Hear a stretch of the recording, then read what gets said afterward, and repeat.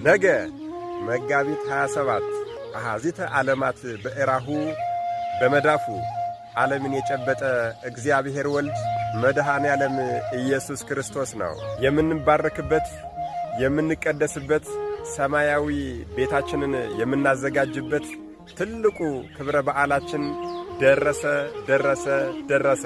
አዎ መድኃኔ ዓለም ኢየሱስ ክርስቶስ ለእኛ ለሰው ልጆች ሲል በቀራንዮ አደባባይ ራቁቱን ተሰቅሎ የሰው ልጆችን ከመከራ ወደ ደስታ ከሲኦል ወደ ገነት ያሸጋገረበት ታላቁ ክብረ በዓላችን ስቅለተ ክርስቶስ መጋቢት 27 ደረሰ።